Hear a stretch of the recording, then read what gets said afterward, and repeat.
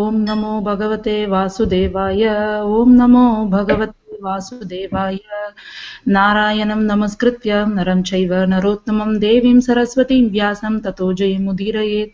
Shrinvatam Swakata Krishna Punya Shravana Kirtana Hridyantasto hi abhadrani Vidurnoti Suhrit Satam Nashta Prayeshu Abhadreshu Nityam Bhagavata Sevaya Bhagavati Ruttama Shloke Bhaktir Bhavati Naishtiki. नमो कृष्ण पृष्ठाय भूतले श्रीमती इंद्रदुम्न स्वामिनिति नामिने नमो प्रभुपाद प्रियदासाय जगन्नाथ यात्रानंदमूर्ते भक्त कृष्णोत्कीर्तनेन नरसिंहेन रक्षिताय नमः नमो विष्णुपदाय कृष्ण पृष्ठाय भूतले श्रीमते भक्ति वेदांत स्वामिनिति नामिने नमस्ते सरस्वती गौरवाणी प्रचारिणे श्री श्री शून्यवादी पाश्चात्य देशतारिणे कृष्ण चैतन्य प्रभु नित्यानंद श्री अद्वैत गदाधर श्रीवासदि गौर भक्त वृंदा हरे Krishna. Today we will discuss chapter 3.19, which is titled The Killing of the Demon Hiranyaksha. Govind Charan has shared the PPT and I also sent it in email. You can use either one. So in the previous chapter also we were reading about the battle between the Lord and the demon. Vedavit Prabhu had explained to us about it. I mean, there was so much fighting going on in that chapter, and at the end, Brahma would come and pray to the Lord that the inauspicious time will soon arrive. So he requests the Lord to actually finish the fight and kill the demon, and not to play with the demon. So in this, the Lord plays a little bit in this chapter, and then he finally kills the demon.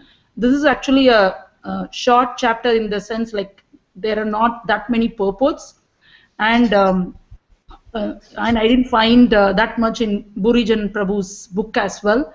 So I just heard few other lectures to understand, what Prabhupada is trying to say here. So just the chapter division. The majority of the chapter is about the fight. The first 26 verses is about the fight between the demon and the Lord. And then few verses 27 to 30 is like the glorification by Brahma and the demigods. Brahma glorifies actually the death of Hiranyaksha as to how glorious it is. And then the last 6 verses is about glories of hearing. And then Sutta Goswami ends by saying like what one would consider, like all of us, by hearing this pastime of the fight between the Lord and the demon. So next slide. So we will go from by verse to verse. So the first verse, Sri Maitreya said, after hearing the words of Brahma, the creator, which were free from all sinful purposes and as sweet as nectar, the Lord heartily laughed and accepted his prayer with a glance laden with love. So last chapter we were hearing that Brahma was praying to the Lord. So here Maitreya Muni is starting with that. He says that after hearing Brahma's prayers, the Lord accepted his prayer, which means the Lord will be soon killing the demon. So here Prabhupada points out there is a very important word Maitreya Muni is using the word is nirvyalika, which means free from all sinful purposes. Maitreya Muni is saying that Brahma's prayers were free from all sinful purposes. Prabhupada is making a distinction between the prayers of the demigods or the devotees and the prayers of the demons. So when demigods pray to the Lord, their goal is to please the Lord, and they go to the Lord for their prayers. Whereas if you see the demons, they all go to demigods to get their boons, and what do they do with the boons? Actually, it is to, create havoc and then do more sinful activities. As we know, Hiranyakashipu, Ravana, they all prayed, like Ravana prayed to Shiva, Hiranyakashipu prayed to Brahma, and they got like so many boons, but then they instead used to terrorize everyone.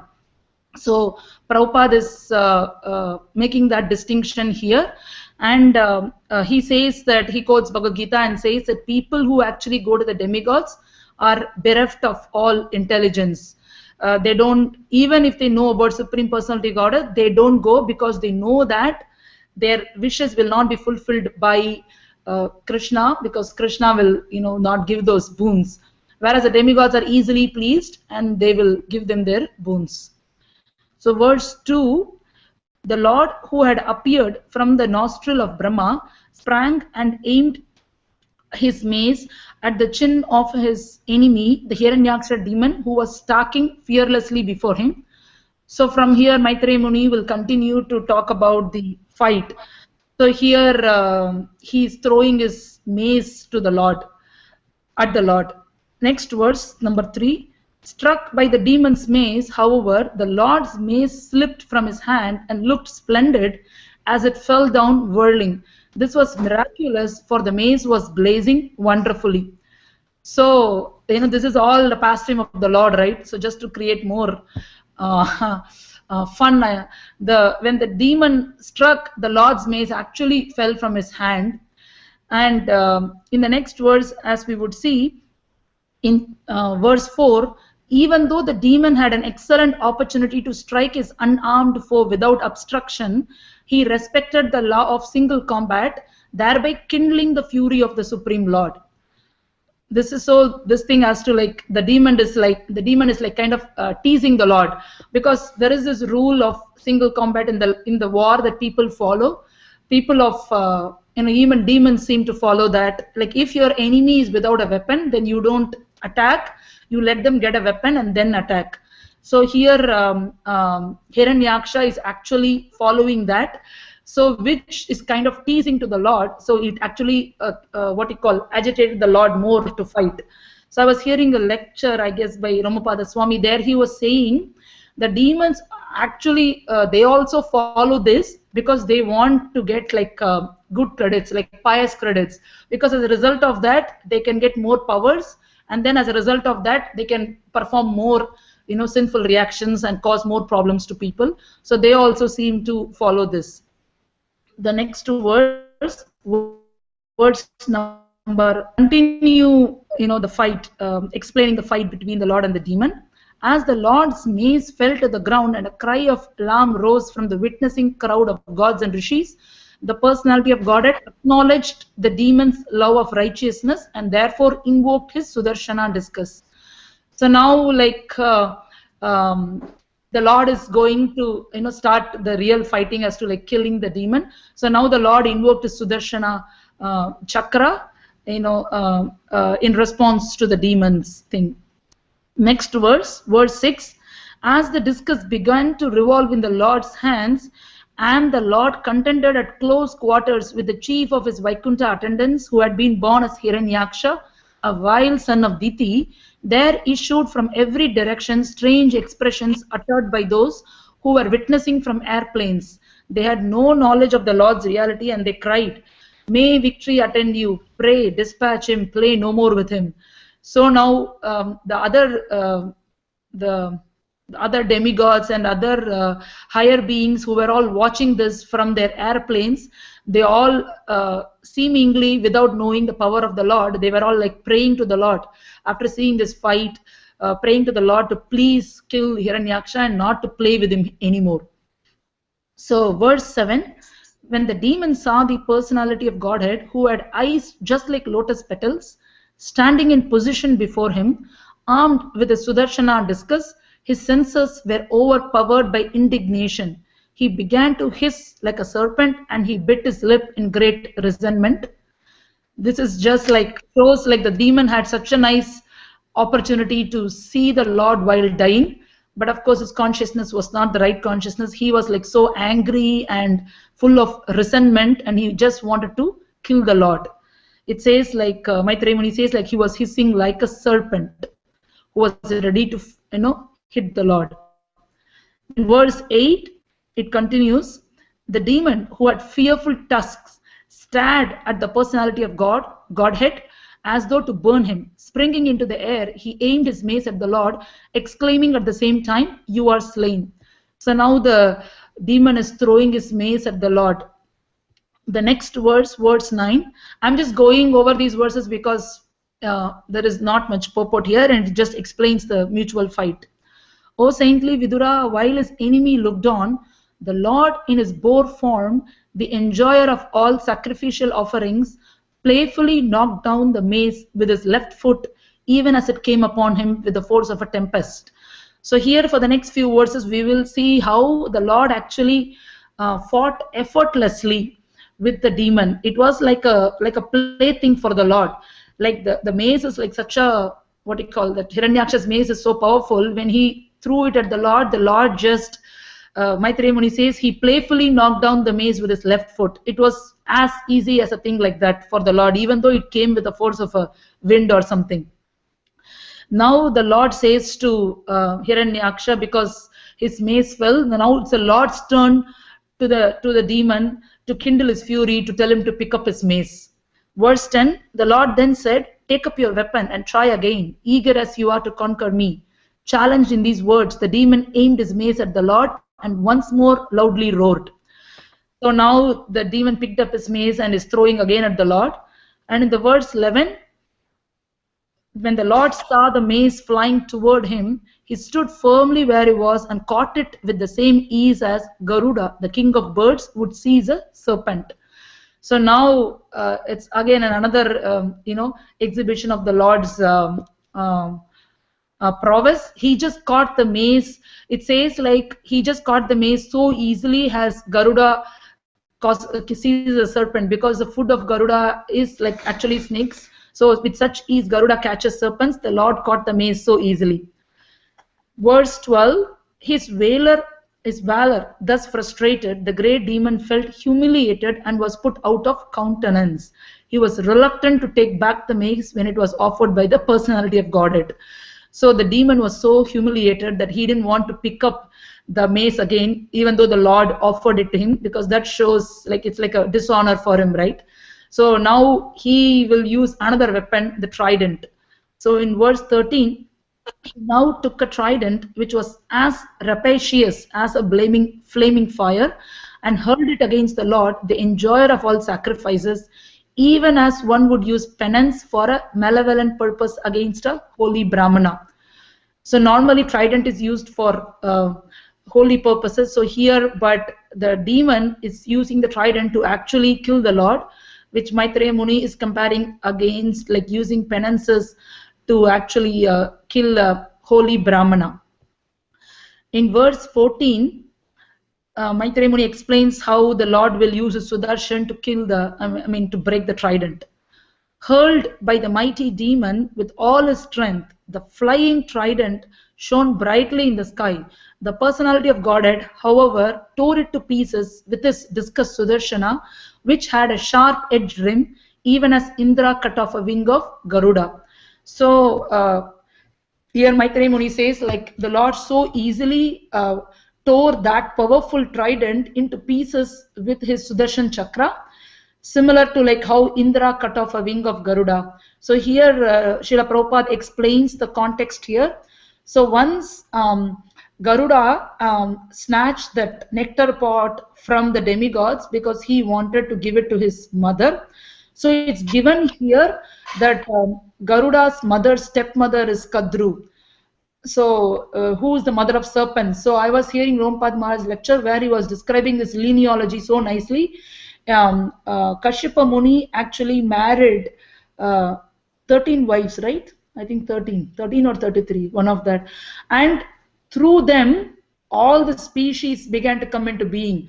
So this Vinata, through her, she gave birth to birds, and through another wife was Kadru, who gave birth to all the serpent species. So in one sense, he was saying Garuda and Kaliya were actually like half brothers, and they were half brothers. So here the story is like Indra, when he learnt that Garuda is trying to take that nectar pot, he will hurl his thunderbolt against Garuda to actually kill him. Garuda, in order to just respect the power of the Indra's weapon, even though Garuda was invincible because he is the carrier of the Lord, just to respect the weapon, he purposefully dropped one of his wings, which was shattered to pieces by the thunderbolt. So Prabhupada so nicely says, the inhabitants of higher planets are so sensible that even in the process of fighting, they observe the rules and regulations of gentleness. So in this case, Garuda wanted to show respect for Indra. So I didn't exactly understand the comparison, but one thing what we figured out is, So in this way, the trident actually let it break into pieces by the Sudarshan Chakra, respecting the power of the Sudarshan Chakra. That is something that we got it from this. And next verse, verse 15, which continues the fight. The demon was enraged when his trident was cut to pieces by the discus of the personality of Godhead. He therefore advanced toward the Lord and, roaring aloud, struck his hard fist against the Lord's broad chest, which bore the mark of Srivatsa. Then he went out of sight. So far the demon was fighting with his mace, trident. Since now everything was gone, now he's trying to just use his fist to fight with the Lord. So here in the purport, Srila Prabhupada explains about the Srivatsa. He says Srivatsa is a curl of white hair on the chest of the Lord, which is a special sign of his being the Supreme Personality of Godhead. So this is the distinction between all other inhabitants of Vaikuntha Loka, because even others also are four-armed.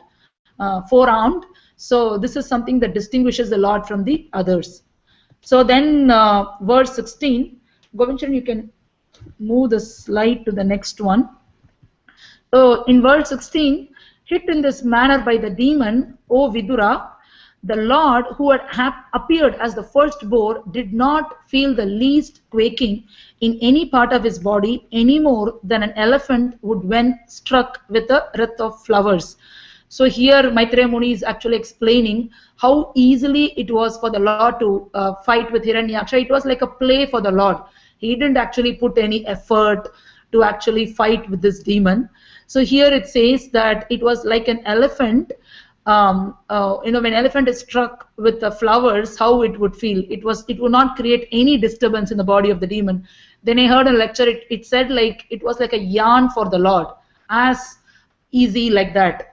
The Lord actually enjoyed this fighting so much. It was like a father playing with a small child. So sometimes the child strikes the father, right? The father doesn't feel anything. He just takes pleasure in having a mock fight with the child. So that's how the Lord felt when Hiranyaksha struck his body, the Lord's body. It's also said later that it was like a child playing with the dolls and breaking the dolls. It's like the child does it all the time with such an ease. So that's how the Lord played with Hiranyaksha. It's mainly because it was the Lord's desire to fight with his servants. That's why he fought with Hiranyaksha, and the Lord enjoyed transcendental bliss, and he enjoyed this whole scene. Verse 17, the demon, however, employed many conjuring tricks against the personality of Godhead, who is the Lord of Yogamaya. At the sight of this, the people were filled with alarm and thought that the dissolution of the universe was near. So now Maitreya Muni will describe about all other tricks that Hiranyaksha is going to do, which is, it scared everyone in the universe. Purport, the fighting enjoyment of the Supreme Lord with his devotee who had been converted into a demon appeared severe enough to bring about the dissolution of the universe. This is the greatness of the Supreme Personality of Godhead. So Prabhupada was saying, like, even though this fight was nothing for the Lord, still even like, him catching the mace or breaking the trident, it looked as if the end of the dissolution was coming so close, because the fight was looking so dangerous in the eyes of the people living in the universe. The next few verses, there is just translation. I will read them. It explains all the horrific effects happening in the universe caused by, I'm assuming all these horrific effects are caused by Hiranyaksha's magic tricks. Verse 18, fierce winds began to blow from all directions, spreading darkness occasioned by dust and hailstorms. Stones came in volleys from every corner as if thrown by machine guns. Verse 19, the luminaries in outer space disappeared due to the skies being overcast with masses of clouds, which were accompanied by the pus, hair, blood, stool, urine, and bones. 20, O sinless Vidura, mountains discharged weapons of various kinds, and naked demonesses armed with tridents appeared with their hair hanging loose. Verse 21, cruel and savage slogans were uttered by hosts of ruffian yakshas and rakshasas, who all either marched on foot or rode on horses, elephants, or chariots. Verse 22. Now Maitreya Muni speaks about how the Lord will discharge his Sudarshan. The Lord, the personal enjoyer of all sacrifices, now discharged his beloved Sudarshan, which was capable of dispersing the magical forces displayed by the demon. So, Maitreya Muni says that the Lord is now going to discharge his Sudarshan Chakra, which is actually a powerful weapon. Prabhupada saying about the glories of Sudarshan Chakra in this purport, he says that even though the yogis and demons, they perform so many magical feats, it cannot stand in front of Sudarshan Chakra. It's a very powerful weapon. It's even greater than Brahmastras. The Lord, we have heard in the previous pastimes how the Lord used Sudarshan Chakra to kill many of his, the opponents who were trying to cause harm, like Sishupal, Salva. We know Chaitanya Mahaprabhu used it for Jagai, and for when Ashwatthama was hurling the Brahmastra, the Lord used it. And here Prabhupada explains in this purport about the pastime of this Durvasa Muni and Ambarish Maharaj, where how Durvasa Muni offended Ambarish Maharaj, and the Lord sent the Sudarshan Chakra. Durvasa Muni actually couldn't do anything, even though he was a powerful Brahmana. He had to fled to different planets, and finally Maharaj Ambarish actually prayed to Sudarshan Chakra and saved Durvasa Muni. One other thing in this translation is, he said the Lord is three-path. What is three-path? Three-path means is the enjoyer of three kinds of sacrifices. We have seen in Bhagavad Gita 4th chapter, it says like people perform sacrifice of like the possessions like charity, and they sacrifice, they perform austerities, and there are sacrifice of meditations and sacrifice of philosophical speculation, which is like on the karma, yoga and jnana. And it says here that the Lord is the enjoyer of all these sacrifices, because ultimately he is the enjoyer of everything. Next, we'll go to the next verse, verse 33. 23. 33, yeah, sorry, 23. Sorry, 23. Going to move to the next slide. At that very moment, a shudder suddenly ran through the heart of Diti, the mother of Hiranyaksha. She recalled the words of her husband Kashyapa, and blood flowed from her breast. Here, Diti remembers actually. She's as a mother, she could feel that something was going to happen to her son, and she remembered what her husband Kashyapa had said at that time, that her sons would actually have the advantage of being killed by the Lord himself. So Prabhupada explains here, like, so normally when a mother is moved by the affection for her kids, the blood in her body actually gets transformed into milk, and it flows and it nourishes the kid. But because here, in the case of the demon's death, the blood actually didn't get transformed, and the blood poured as it is.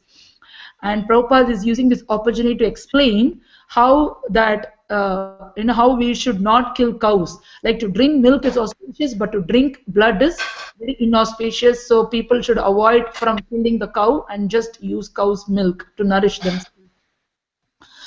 So verse 24. This again continues the demons fight. So earlier the demons sent a lot of disturbances, and the Lord through Sudarshan Chakra, all of the like the clouds, the winds, and whatever the magical tricks that Hiranyaksha employed, all of them were dispelled by the Lord by Sudarshan Chakra. 24. When the demon saw his magic forces dispelled, he once again came into the presence of the personality of Godhead, and full of rage tried to embrace him within his arms to crush him. But to his great amazement, he found the Lord standing outside the circle of his arms. This is so nice that he tried to crush the Lord, thinking he can limit the Lord within his arms, but the Lord was outside his arms. So here Prabhupada is so nicely explaining actually how the Lord is Adokshaja. Like, Lord is beyond the measurement of our senses. Actually, this word Adokshaja comes in the next verse, but he explains here how the demon tried to limit the Lord, as to try to measure the Lord by trying to embrace the Lord, but he couldn't do so. Prabhupada explains that the Lord can become both like the greater of the great and smallest of the small. He can show his universal form to Arjuna, as he did in as we read in Bhagavad Gita. And at the same time, the Lord can become like a small deity whom the devotees put in the small box and take everywhere and worship. I was remembering how Mukunda Prabhu takes his Gopal in a small box and carries everywhere he goes. So the Lord can become small as that, or he can become bigger as a universal form. So he is not bound by any measurement of our calculation. Prabhupada says that very nicely. He can remain with his devotee in any suitable form, yet he is unapproachable by any amount of demoniac activities. So even Brahma tried to measure the Lord, and which we know from his that Brahma Vimohana Leela, where he seemingly steals the cowherd boys and the cows, but then he understood later the power of the Lord. Next verse 25. Here is when the Lord will kill Hiranyaksha. Demon now began to strike the Lord with his hard fist, but Lord Adokshaja slapped him in the root of the ear, even as Indra, the lord of the Maruts, hit the demon Vritra. Purport: the Lord is explained here to be Adokshaja, beyond the reach of all material calculation. Akshaja means the measurement of our senses, and Adokshaja means that which is beyond the measurement of our senses. So here the Lord actually kills Hiranyaksha, but he just kills he just gives him a slap, by his foot. That's all, and the demon, falls dead. So verse 26, it describes the demon's death here. Though struck indifferently by the Lord, the conqueror of all, the demon's body began to wheel.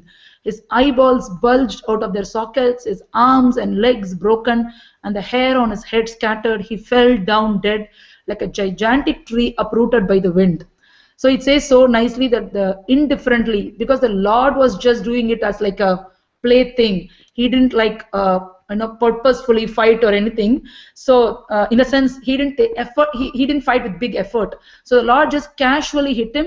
But then the demon, he was so powerful, but he fell down dead. Here, Prabhupada explains actually why the Lord fought such a long battle.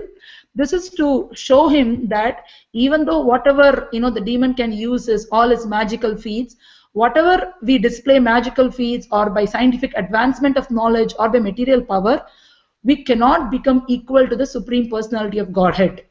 The Lord can just have like a simple thing, like how Lord Balaram killed Romaharshan Sutta with just a blade of grass. So killing is not a big deal for the Lord. So try to fought like a long battle. That means one is obviously he wanted to enjoy.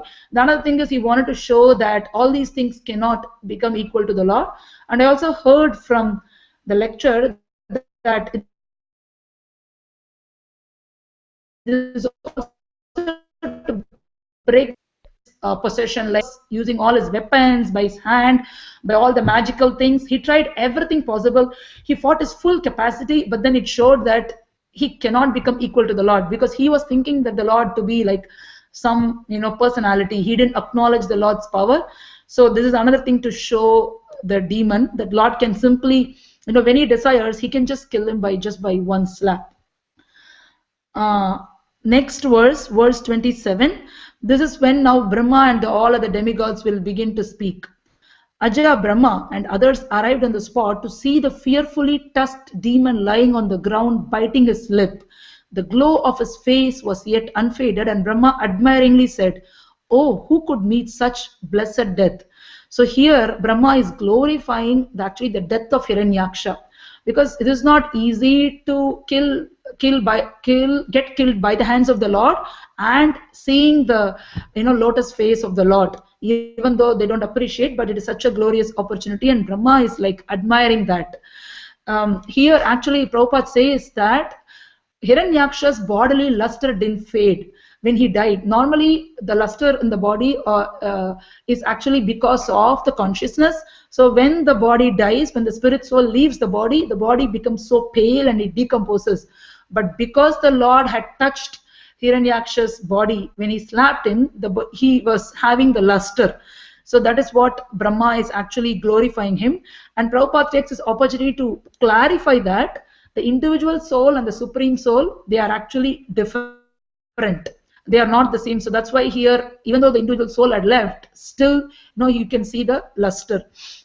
So Prabhupada says, one who sees the Supreme Personality of Godhead when he quits his body is certainly very fortunate, and therefore personalities like Brahma and the other demigods eulogized the death of the demon.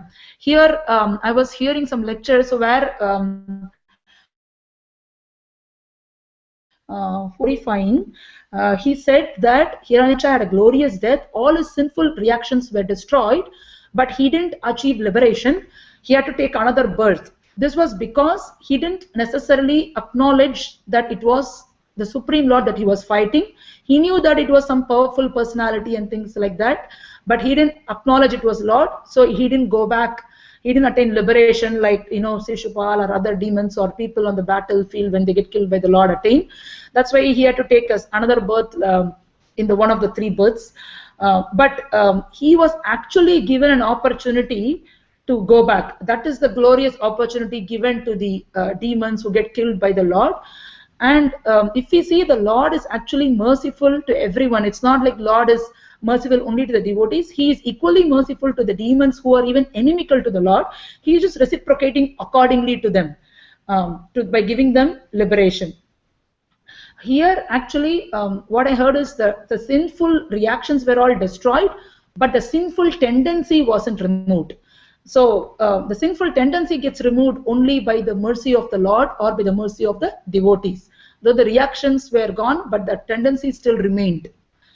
Next verse 28, Brahma continued, he was struck by a forefoot of the Lord, whom yogis seek freedom from their unreal material bodies, meditate upon in seclusion in mystic trance. While gazing on his countenance, this crest jewel of Diti's sons has cast off his mortal coil. So here Prabhupada is nicely explaining the purpose of yoga. He so funnily says that yoga practices actually should be done in a secluded place, meditating on the Lord. But these days people are doing yoga to keep the body fit, and they're doing it like in a show in a stage. And yoga should be actually done meditating on the Lord. So if one concentrates his mind on the Lord at the time of death, then he can go back to Godhead. So this opportunity was even given to the Hiranyaksha.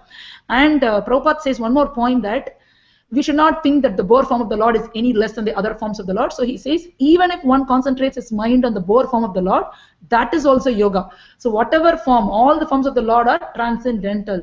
So whatever form of the Lord we meditate upon, that is also considered devotional service. And one who does so at the time of the death, if you meditate on the form of the Lord, you will be liberated and you'll be transferred to the kingdom of God. So Prabhupada says, in other words, the perfection of yoga practice can be attained by a demon also if he is simply kicked by the Lord.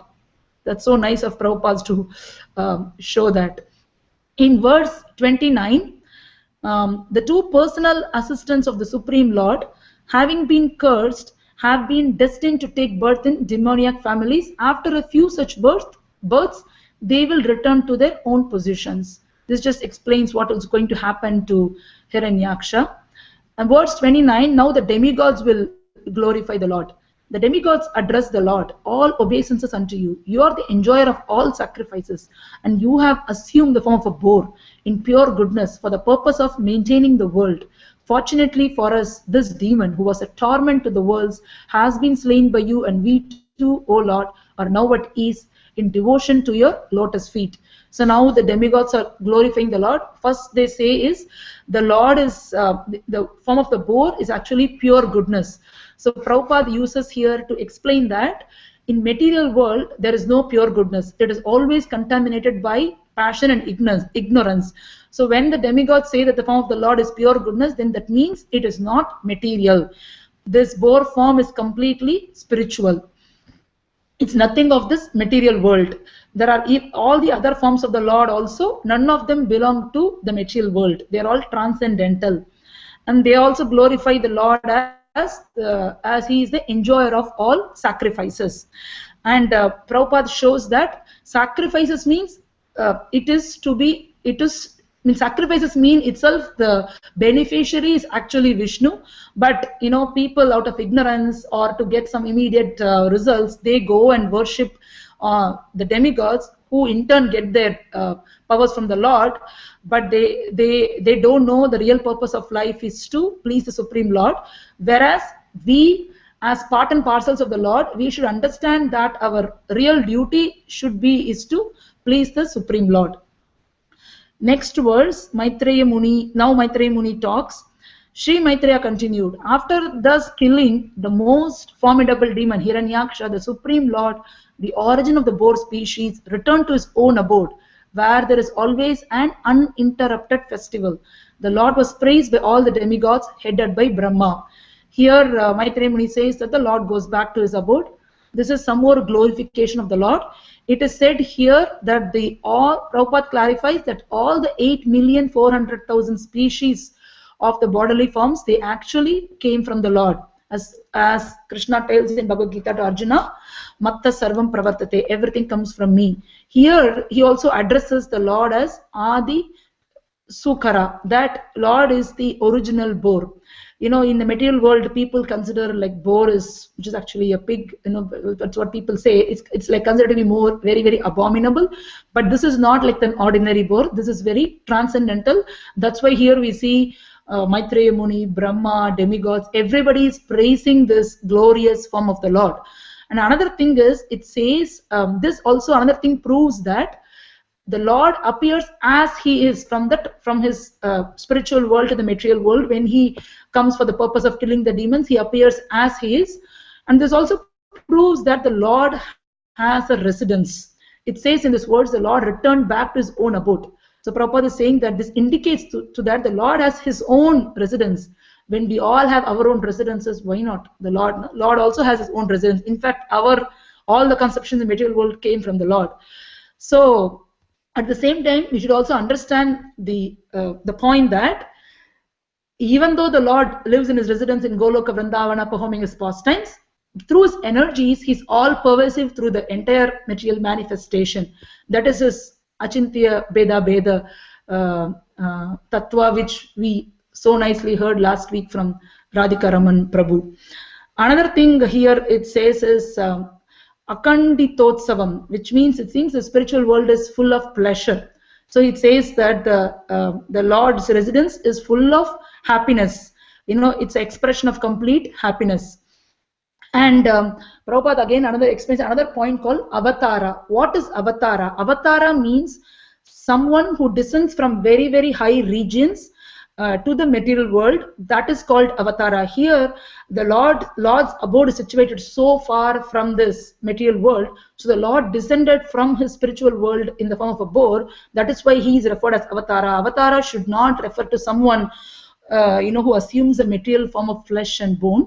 It should be to somebody who descends from the spiritual abode, which is obviously only the Lord. So next verse 32. From this verse, we will Maitreya Muni will explain about how to hear from, whom to hear from, and we will hear more about the glories of hearing. So, verse 32, Maitreya continued, my dear Vidura, I have explained to you the personality of God as coming down as a first boar incarnation and killing in a great fight a demon of unprecedented prowess as if he were just a plaything. This has been narrated by me as I heard it from my predecessor, spiritual master.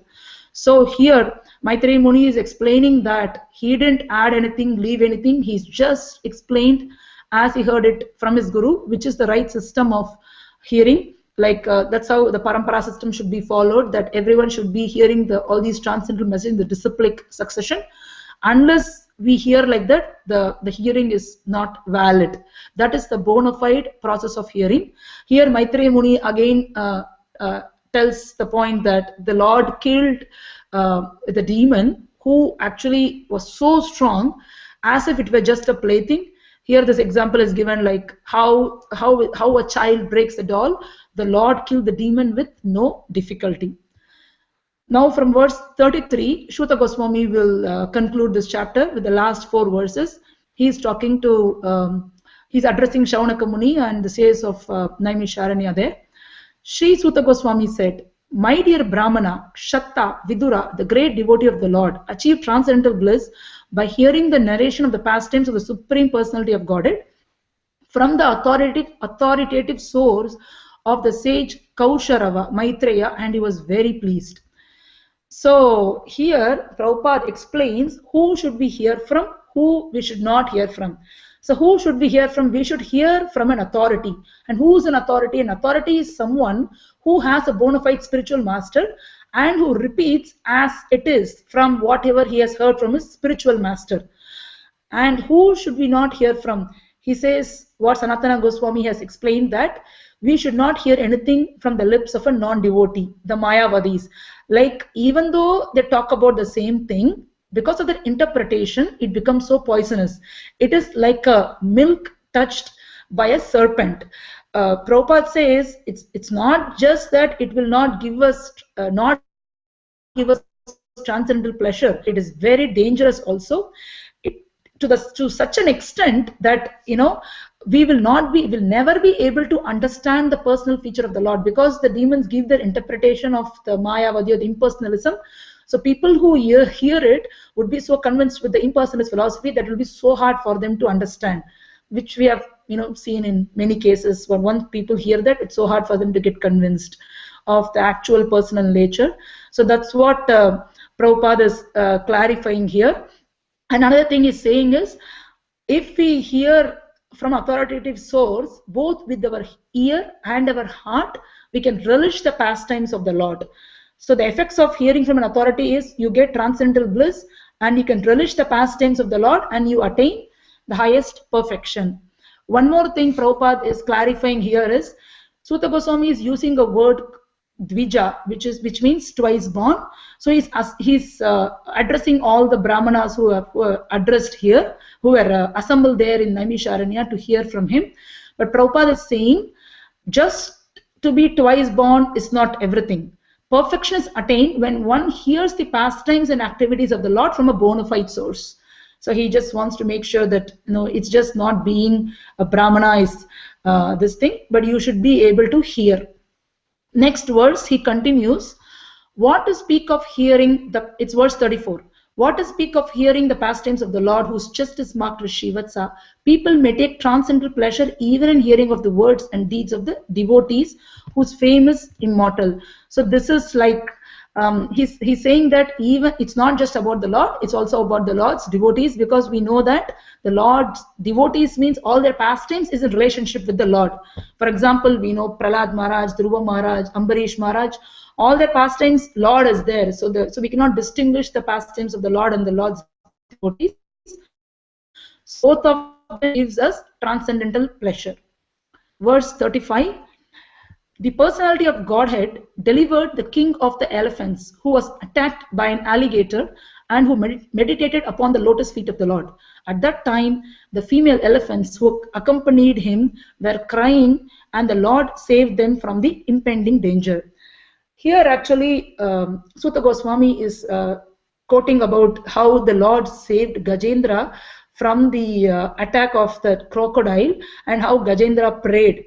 So Prabhupada says that why this is being quoted here. So nicely he says, even if one is an animal, he can approach the Supreme Personality of Godhead in devotional service, whereas even a demigod cannot approach the Supreme Person unless he is a devotee. So the qualification to approach the Lord is devotional service and being a devotee. It's not that your form. It can be animal, it can be demigod, it can be human, it can be whatever. Everyone is given a chance to approach the Supreme Lord, but you have to do it with devotional service. So next, verse 36. Here it talks about gratitude here. What great, Govinchan, can you move to the next one? What grateful soul is there who would not render his loving service to such a great master as the personality of Godhead? The Lord can be easily pleased by spotless devotees who resort exclusively to him for protection, though the unrighteous man finds it difficult to propitiate him. So he's so nicely explaining that Suta Goswami is saying that who will not render service to the Lord, because the Lord is doing so much for us. It should be so simple for us to render service to the Lord. So Prabhupada is clarifying that everyone, especially humans, all of us, we should feel very grateful for everything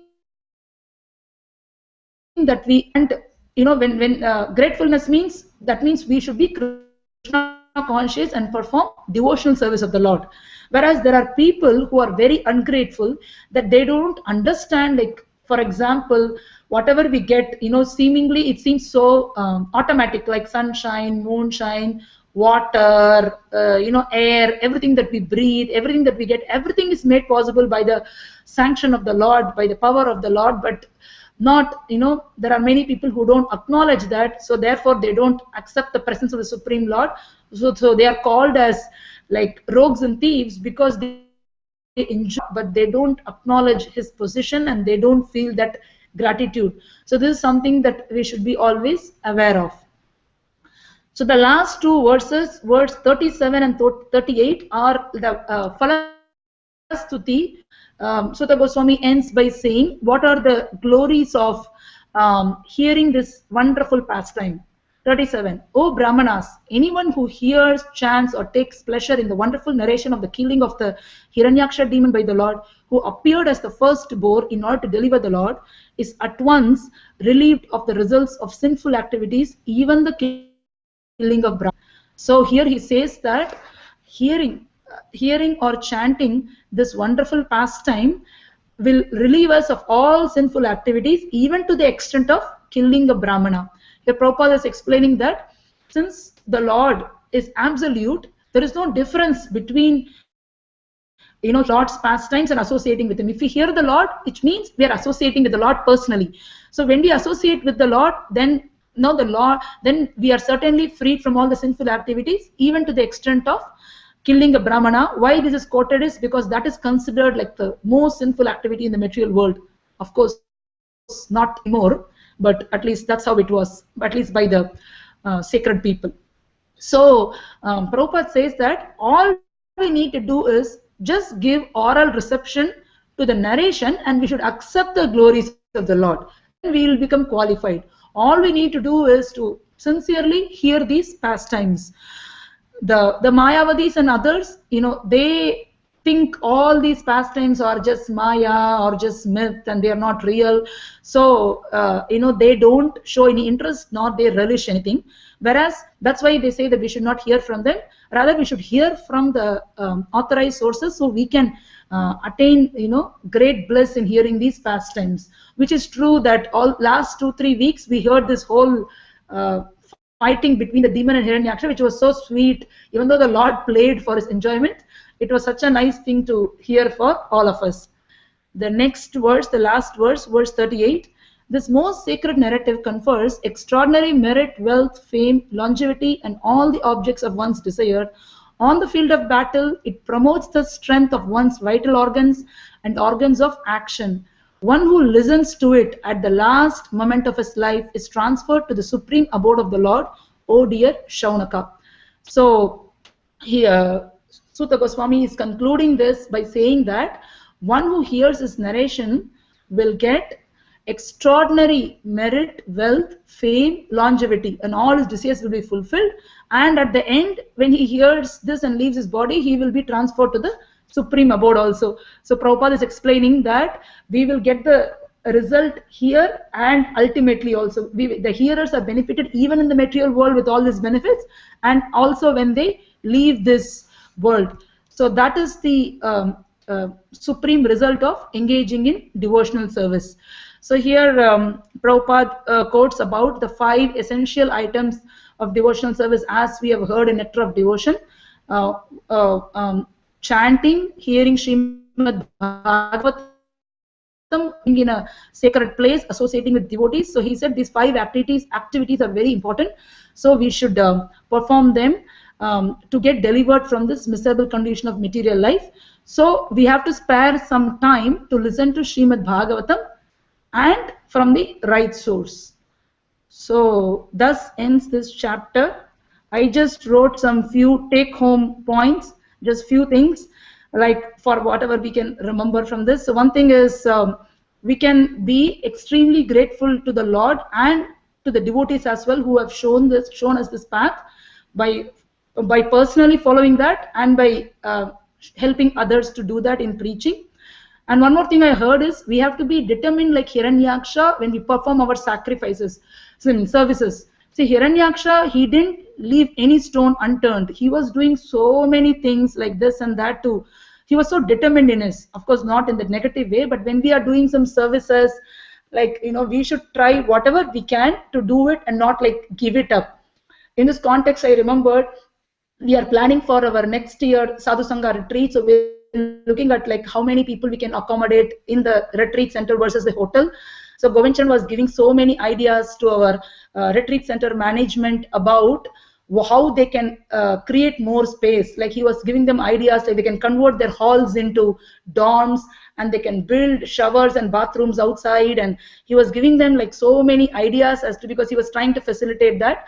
So I was just remembering that when we try to do our services, we should try to do our best, be determined like how Hiranyaksha is doing. At least we can learn that. And we can only approach the Lord by devotional service and not by any other means. And we have to spend some time every day to read Srimad Bhagavatam because it gives us everything in our life that we aspire for. So that's all from my side. Thank you, everyone.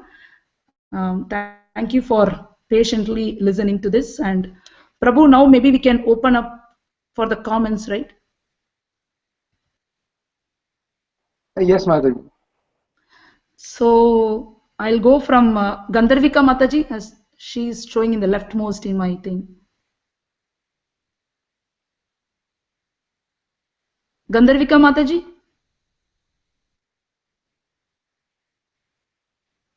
Okay, maybe the next one will go Govinda Charan.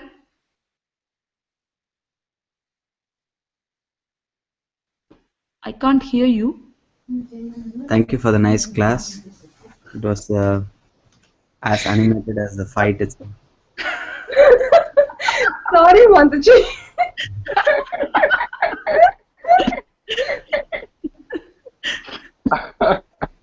I gave like a video presentation. Yeah. Our Guru Maharaj told Rasika is a Kshatriya. You can see that spirit. Prabhuji, maybe she was just thinking about you. That's why it was so animated. Govincharan, being Kshatriya is not a great honor. I have to strive to be like a Brahmana. I'm like only there. Okay. Yeah, one question I had is in text 27. It says, seeing the fearfully tusked demon.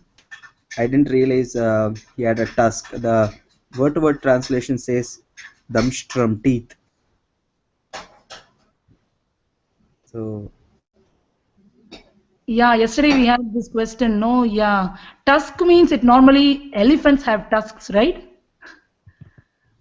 Right. Fearfully tusked demon. No, the boars also have tusks. I think you remember in the chapter where we read all the living entities, it is said one tusk. Oh, the reference. I think I remember. But here refers to tusked, fearfully tusked demon. Yeah. The demon, not the Lord. So it's mentioned that as Govincharan Prabhu said, it's Damstra, which means teeth, and Srila Vishwanath Chakravarti Thakur translates it as fangs. Oh. Hands. Okay. Fangs, No, like fangs. Yeah, like in the snake, or other animals where you see the teeth are coming out, but they are coming out in a curved shape. And if you see the photo also in Hiranyaksha's photo, you'll see the teeth are coming out of the mouth and they're in a curved shape. So they look like tusks, at the same time they are teeth. Wow, I see. Thank you, Prabhu. Thank you. Actually, thank you. Okay. And Govincharan, anything? Yeah, that's it from her. Thank you. Mataji, sorry. You want to go? Yeah, I'm really sorry because I was just trying to unmute and it was not working.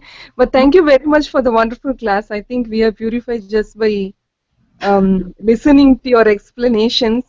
But I was just thinking how in the end when we were talking about the benefits of hearing, that's why it is stressed so much on hearing, because in the material world, unless we do something, we don't get anything. But the spiritual life is so easy that just by hearing, your consciousness gets cleaned.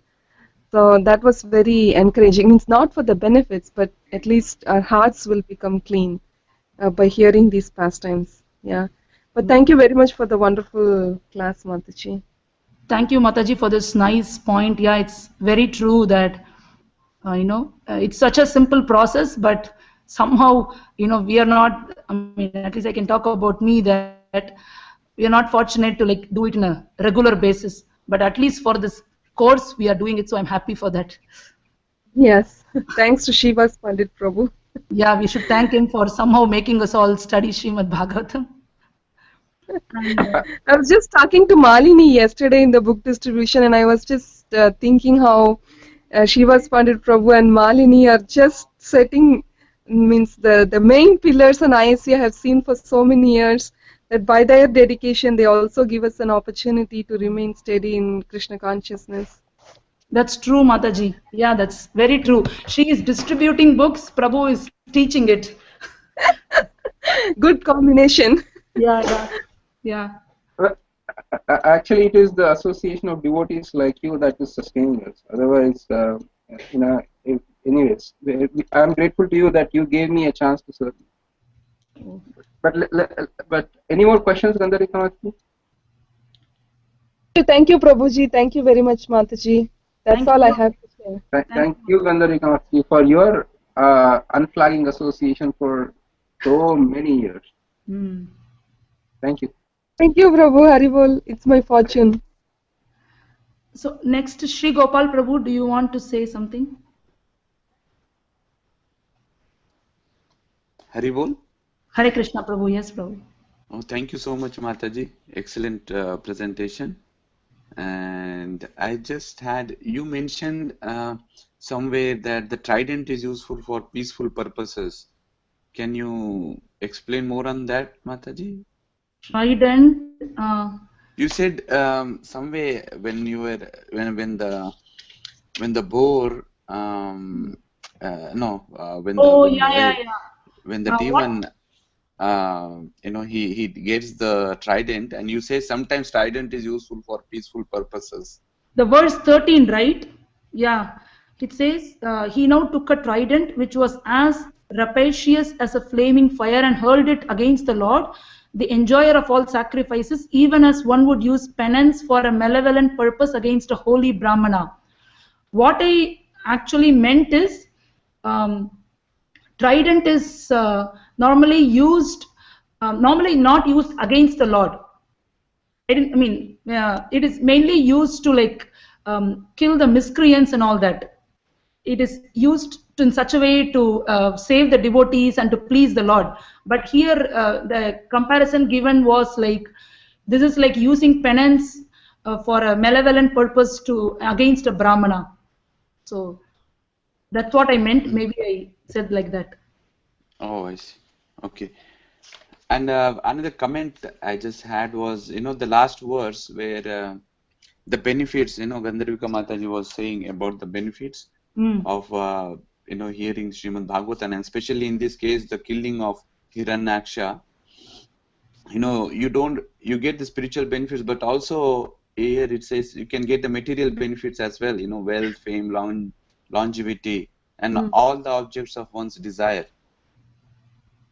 That was I was trying to see. We spiritually we get benefited, but I think even in the material world, as long as you stay, you are getting benefited materially as also. Yeah, that's what Prabhupada was saying, that we get while living also we get, and while leaving the body also we get benefited. Yeah, that is so so nice that the Lord is so merciful. Yeah, He's so merciful. We just have to, dedicatedly, just listen and hear about Srimad Bhagavatam. Yeah. Okay. Hang on to the rope that is Srimad Bhagavatam. We are just in the water. Yes. And Lord is, just hang on to that rope. That's it. No matter what. No, can you repeat that, Shivas Prabhu? Sorry, I missed it. Can you please repeat it? We just hang on to the rope that is Srimad Bhagavatam, Oh, and okay. then the Lord will pull us out. Nice point, Shri Gopal Prabhu. Thank you, Mataji. I think that's it from me. Thank you, Shri Gopal Prabhu. Thank you, Srivas Pandit Prabhu, for that thing. We will remember it. Actually, you both are doing that, and you and all the devotees, in fact, are doing it in the practical life also. That you have so many other engagements, but we are all somehow hanging on to the rope of Bhagavatam. Yeah, thank you, Prabhu. Shri Govindatta Prabhu, you want to say something? Guys, Hare Krishna Mati. I'll just mute Hare Krishna. on. Thank you very much for nice presentation, Mati. I especially like the point you mentioned, like spiritual world is full of festivals. So, we have so many festivals here, like monthly Sankirtan festival and Janmashtami, Ram Navami, and many other festivals. So, I mean, it feels like being in the spiritual world in association of devotees all the time. I remember, like in our uh, like we call it base in the colleges, like we every week there used to be some festivals, appearance of some acharyas and disappearance and many other festivals. So students used to say like they have the maximum number of festivals because the spiritual world has maximum number of festivals. It was very nice presentation, Mati. Thank you very much. Uh, and I especially also liked the glories of hearing Srimad Bhagavatam. Thank you very Thank much. you, Prabhu. Thank you very much.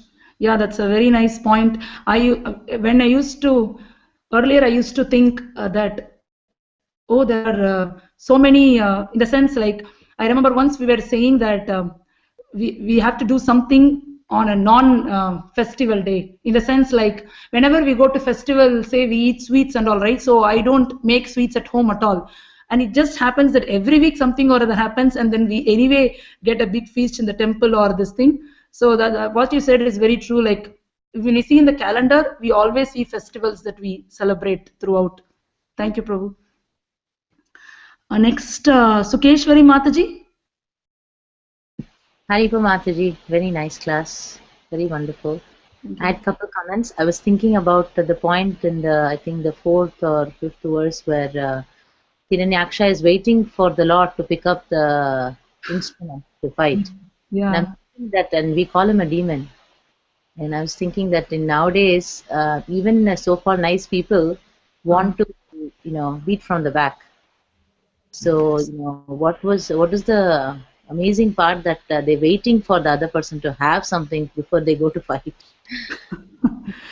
Yeah, in this context, I mean, I was hearing the lecture. What they say is the demons used to do this, it seems, because that will give them more credits, more power, because they always wanted some more power. So Sorry, that Mataji, what did you say? So what I said is the demons used to follow these rules and regulations because this will give them more pious credit, more sukriti, so that they can again use that to become more powerful and then do more, terrorizing and all that. That's what I had actually, in one lecture, Maharaj was saying that that's what, I mean, but still people now, they don't even do for that purpose. That's another thing. But the demons used to do for that purpose, it seems. Martin, so sorry. Actually, can you repeat that? I don't know if everybody's hearing it. I was able to hear it. Yeah. So basically, at least demons in those days, they had some faith in law of karma, in some faith in pious and credit activities. So at least they would follow the etiquette because they didn't want to defile their name. At least they had that faith that there is a soul. Even if you see Hiranyakashipu also, he tells his relatives, don't worry, that's there is soul, and they have all this knowledge, but their mentality is more demoniac than divine. So I'll use all these good things that are there in terms of papa and punya for furthering my terrorist agenda. That is their goal. Yeah. Rasika Mataji, did I encapsulate your answer properly? Perfectly, Prabhu. Thank you, Prabhu. Thank you, Mataji. Sorry, I was just getting cut off. So yes, Mataji, thank you, and it was a wonderful class. Everything in right bullet points, and I was thinking that if I exam, I don't even probably have to open up. I can just go over your bullet points. He probably covered everything in such a systematic way. I was just thinking that just in general, so many times I keep hearing about Krishna, I read about Krishna and everything. Still, there are times when you suddenly think that something that I am doing, something that I feel that this is achieved by me, And I was just thinking that how do we stop this enviousness towards Krishna, and how do we feel that he's he's the doer. I mean, I guess it's only by more hearing. I mean, at least what I mean, if we don't hear, we forget the greatness of the Lord, and only our significance shows up. So only by more, one thing is by more hearing, we are reminded again and again about the greatness of the Lord and our insignificance. And also, if we see or appreciate the services of somebody who's performing better than us, also help us understand our position. That, I mean, you can know for sure that you can know where it'll be so obvious between you and that person that you can, like I have seen, like one of my god sister, my Guru Maharaj glorifies her so much. She does lot of services. So whenever I talk to her, I can so easily see how advanced she is and how I am not. So that puts us in the right position. So that's just whatever I have realized. Yeah, thank you, Mataji. Thank you. I mean, I have a struggle with myself every single day. I wouldn't say every single day, at least many days. Because I probably think about it every day. Yeah. Actually, that's a reasonably more elaborate topic than we have time here, because if you can look in the 18th chapter of Bhagavad Gita, where Krishna says there are 5 factors of action, it's not easy to discern whether that action was initiated by my desire or by my Lord's, by the Lord's desire. So it's a little subtle, my point here is that when we say the Lord is the doer, then that means I have no responsibility for my actions. Why am I suffering? So this is the reason I even bring it up. Is I had a lengthy discussion with my father, where in the Madhva Sampradaya they completely believe that the Lord is the doer, and I had quite few discussions back and forth. So it's not an easy point to discern whether it's my desire or whether it was Lord trying to do it. But what we should do is, as far as our intelligence goes, we kind of try to analyze the situation. If not, we just accept the verdict of the Lord in whatever form, and then continue ahead. So that mood of surrender should still remain in spite of not knowing the answer, whether the Lord actually did it or whether it was my own desire or my own. Yeah. But thank you. Thank you. We can discuss that more. 18. Thank you, Prabhu. 18, I can look it up. Whether with Prabhu, please ask the question, because I have a hard stop today at 8:30. The Bhakti Shastri exam is going to begin in temple at 10 o'clock. Oh. So Okay, Prabhu. Yeah. Thank you, Prabhu. Thank you, Mataji. Thank you, Mataji. Vedavit Prabhu. Hare Krishna Mataji. Thank you very much for a wonderful presentation. It was very nice explanation. I was just thinking about when you mentioned that Hiranyaksha was not liberated after killed by the Supreme Lord. You said in the next birth he was liberated. No, not in the next birth. In future, after 3 births, he went back. Not in the next birth. I meant he wasn't liberated in the current birth. He had to take birth again. But generally we hear that as soon as touched by the Supreme Lord, anybody can get liberated, and even at the presence, because even in the Kurukshetra, whoever was like present, even though they are not killed by the Supreme Lord directly, but everybody got liberated. That's what I heard. So how was it like Hiranyaksha was not liberated? Where he was after killed by the Supreme Lord? I mean, what I heard is Hiranyaksha didn't acknowledge that it is Supreme Lord that he is fighting with. He was thinking the person to be some big personality who's having some powers and things like that. So that's why he only got rid of his sinful reactions, but he didn't get liberated and he had to take another birth. So that I heard in the lecture. So I was thinking, and I remember I heard somewhere that when Sishupala was killed, he knew that Krishna was God, but he was hating Krishna. He didn't like Krishna, but he knew that. So that's why when the last moment the Lord was about to kill him, he purified him completely, and then he was able to merge. Maybe Srivas Prabhu can add more this thing to it, but this is based on whatever so far I've heard.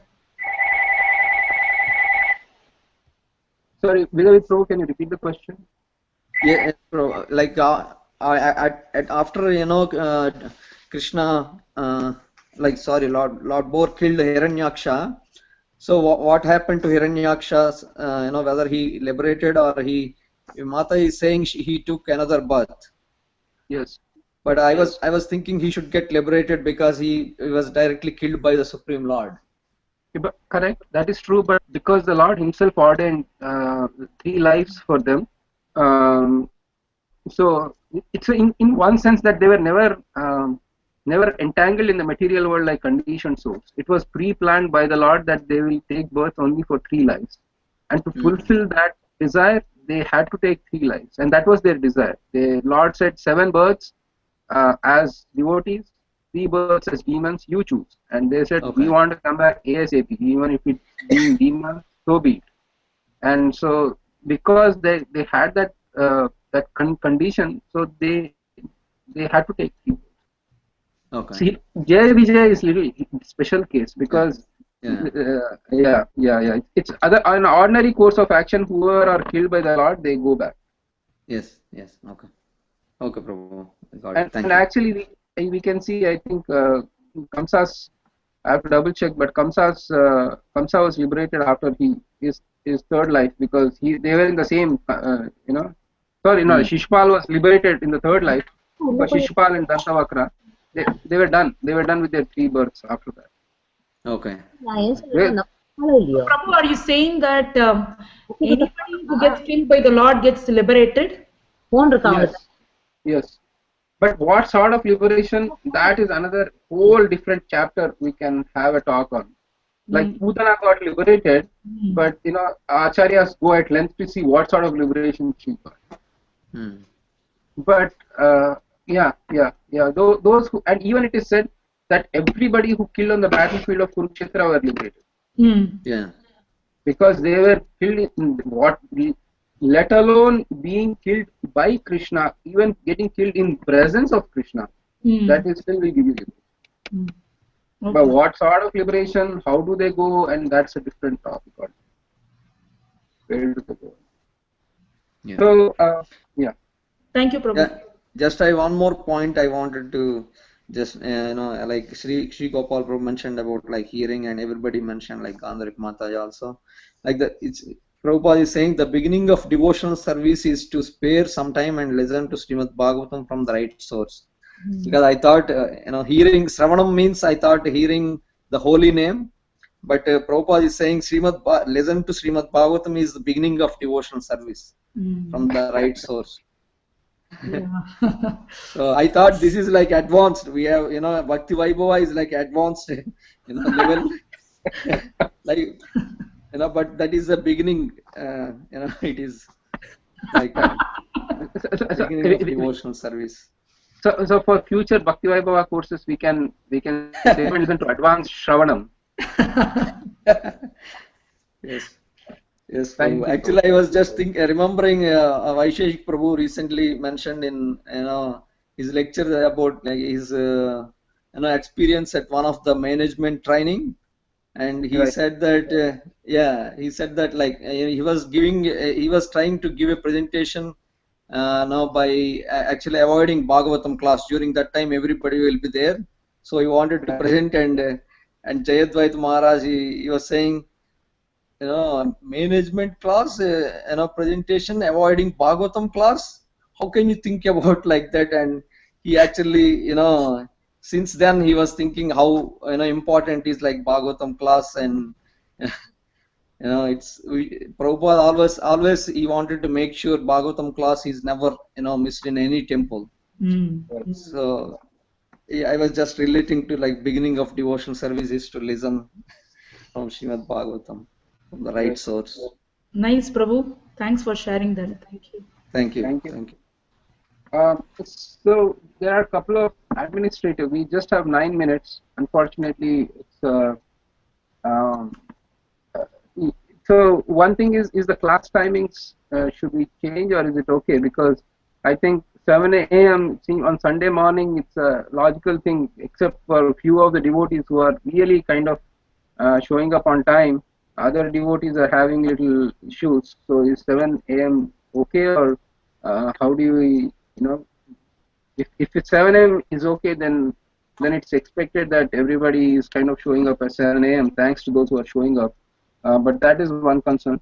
The second concern is that we can move the essay topics. We haven't discussed about the essay topics, so we don't have to submit the essay topics by next week. And I'll tell Lavanya Mataji to move it 2 weeks from now. Is that okay, or how do you want to do it? Thank you, Prabhu. Okay, so we'll have 2 weeks from today. Oh, And Prabhu, then I just ask everyone. I was so happy to hear that it got moved by 1 week. That's why I expressed my happiness. But whatever others want also. So let me put it in a question in a roundabout way. Who are extremely angry at the deadline getting moved by 1 week? Please raise your objection right now. Nobody will be, bro. Nobody will be. Who are ready to curse me to go to hell for moving the 1 week? Please again raise your hand. I'll be more than happy to take the curse. All right, so that settles it. So I'll tell Lavanya Manjula Mataji that we'll move it by 1 week. But the other thing is everybody comfortable with the essay topics, or did anybody even bother to take a look at the essay topics and they are comfortable with those, or should we need to change them? Because some of the essay topics are definitely we can have a discussion on changing. Actually, I didn't read. I read them long time ago when we got the thing, but I didn't read, so I don't remember, Prabhu. So, Yeah. Actually, if that is the case, can I volunteer Sri Govindatta Prabhu to actually go through the notes and extract the essays for the chapters which we have done so far and send it out to the whole group? And if we can send it out today, then we can. And then if there are any comments or any objections or some essay topics are confusing, then we can revisit it via email chain and get it clarified in next at least 1-2 days, so that the devotees can start writing the essay topics. Is that okay, Sri Govindatta Prabhu, or you are Yes, too busy? I can send the essay topics for you. Excellent. Thank you, Sri Govindatta Prabhu. Thank you so much. Thank you. Then the last topic of our administrative section. Yeah. Sorry, so Govindatta Prabhu is going to send us the essay topics for whatever is not determined yet, or No. For whatever chapters we have done so far, we need to submit the essays. But before we submit the essays, the slight problem of knowing the topics of the essays will help. So he is going to gather the essay topics from the notes. Yeah. I just noticed that Gandharvika Mataji had put the essays in the calendar sheet we have. She has already put it there, Prabhu. Oh, she's Yeah, already I have there. consolidated the chapters, Prabhuji, in the other sheet. Yeah, it is already Maybe in the. Prabhu can pick up from there and send it to all of us. It'll be easier. If it's already there, then I don't want to waste time or duplicate the effort. So if you can again send the link to the whole group, this is the link. Please go ahead, see the essay topics, and if you have objections, then raise them. Otherwise, we can just use the same topics for writing our essays. Yeah, I'm just sure, Prabhuji. We will let you know. I think all these questions are when I just read them, they are like what you call scenario questions. So we will look into it and let you know if it is clear or not. Okay. Then we can. Okay, sounds good. Thank you, Srigar Prabhu. Then you have no action items on your plate. Thank you. Okay, Babuji, thank you. Then the last one is we need to log our times. So basically our 1.5 hours or 3 hours, how are we managing? So Rasika Mataji and Gandharvika Mataji, you already sent the Google Docs, right? So we need to log our times with which we spend in the class and our study partners. The Board of Exam asks for it. So that's an ongoing topic, but please take a note of it, start logging your time, and I'll revisit this next week when we have further questions and clarifications. Yeah, I'll send out that form today, Prabhu, after the class. Thank you, Mataji. Mataji, and I was also thinking, can we have a centralized part where we have all these always available online? Yeah, Or it is there in Google Drive. I will send the link again. There is all there only. it's all I put all the PowerPoints and everything in that folder there. I thought we lost 2 forms, Mataji, Google spreadsheets. Did we Yeah, get back again? I created that form again and I sent it to Chandravika Mataji yesterday. And I actually collected the presentations whoever people emailed and I also put them by semester wise in that folder. I will send that link so that will have all the calendar, presentations and everything there. Is that And okay? yes, Mataji, thank you. yeah.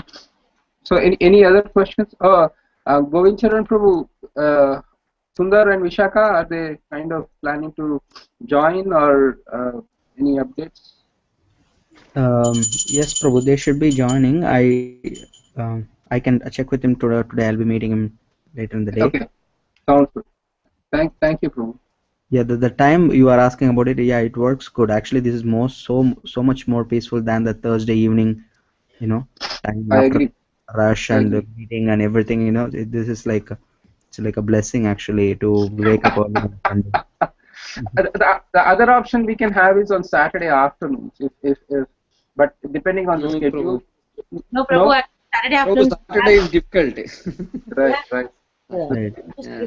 The kids also, so we couple times or at least once a month, then it will be difficult. Plus, Sunday morning is like it's like protected time. Nobody would schedule anything or Yeah. Correct. you to do anything else. It's like I mean, So it's ideal. my only concern is that if that helps, we can move it by an hour from 7 to move it to 8 because the devotees with if you have some Saturday night late programs and some other activities you plan on Saturday evening which might spill into Sunday morning, so we can move it a little bit to accommodate.